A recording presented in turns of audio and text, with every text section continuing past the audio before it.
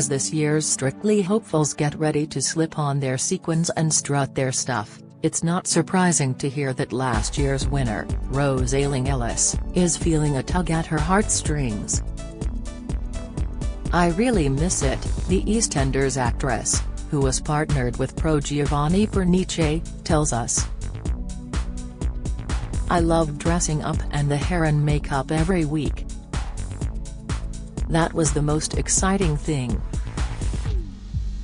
Rose, 27, raised the profile of the deaf community by appearing in the BBC One show, and she and Giovanni even won a BAFTA for their Couple's Choice number, a dance to Clean Bandit's symphony with a silent section.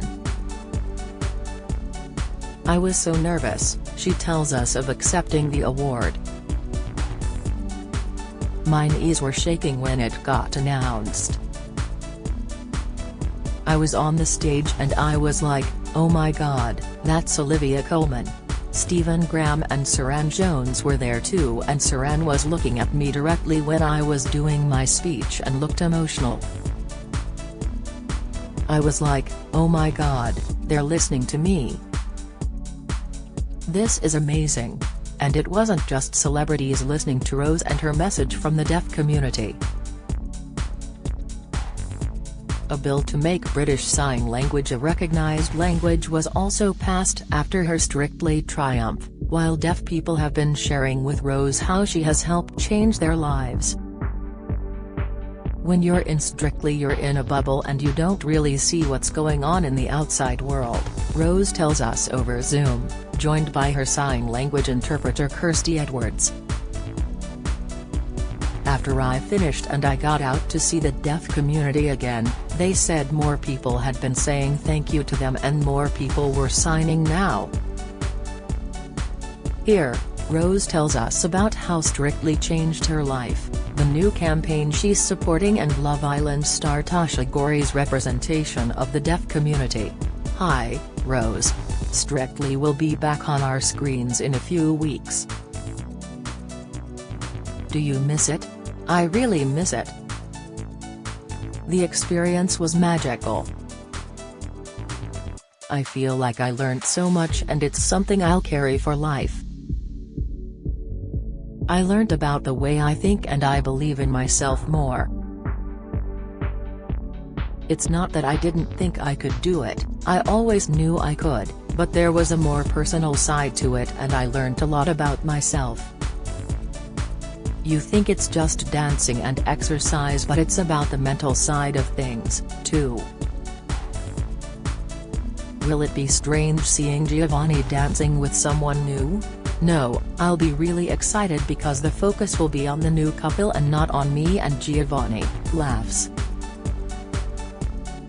"I actually feel really excited to watch this year because now I can watch it knowing what they've experienced and what's going through their minds. It will be quite a different way of watching. And I can actually judge if they're doing the right dance or not.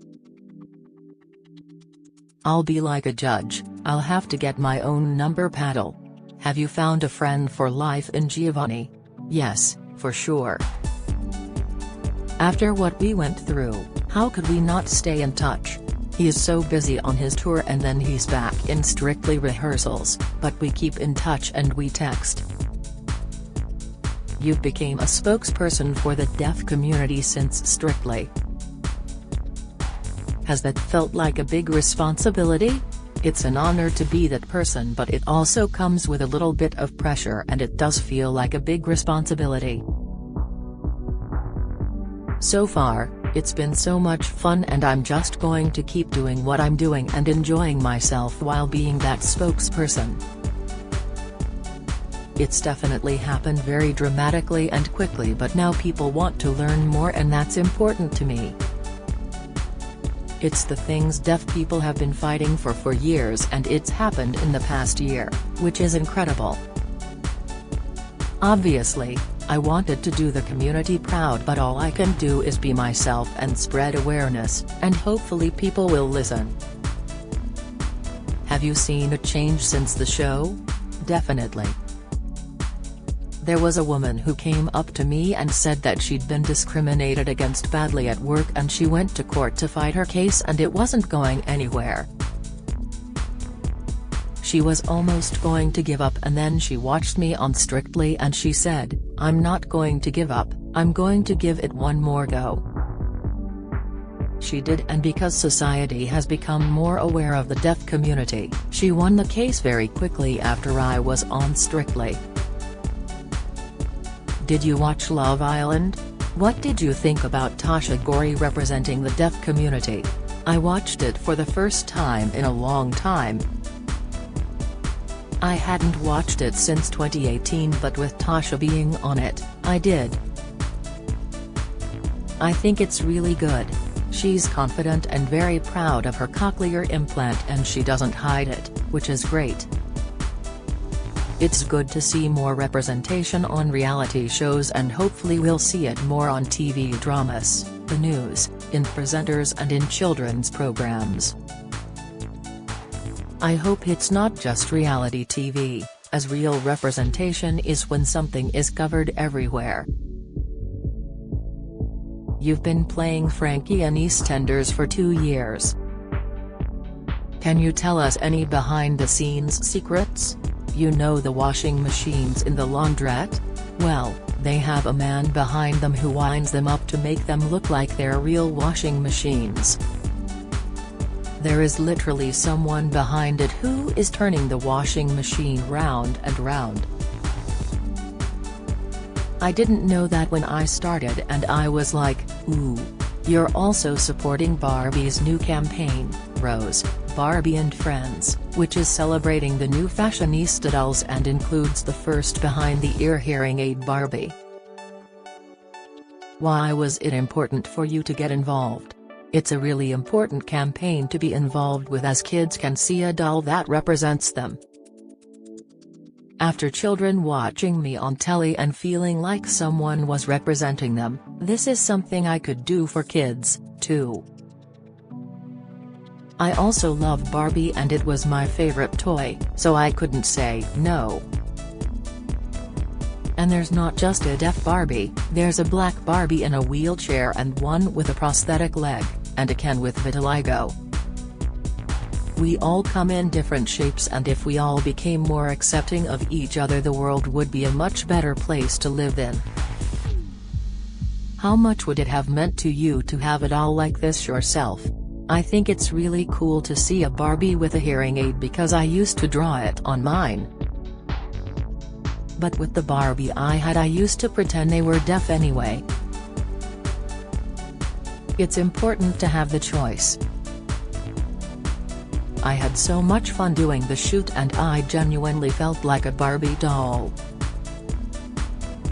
My hair was big and I felt like someone had dressed me up. I love the dress so much, they let me keep it. What's next for you? You will find out more at the end of this month. I'm not allowed to say anything. I'm also doing the Alternative McTaggart Lecture at the Edinburgh Television Festival, talking about my experience in the TV industry and covering everything I've been through. Have you suffered a lot of negativity? We deal with negativity all our lives. It's no shock to us as this is how society is. It's more shocking for people hearing it because they don't see it. But this is something we deal with every day. This is what we're working to improve. The 2022 Barbie Fashionista line is available from retailers nationwide from today, including Smith's, with an RRP of £13.99 each.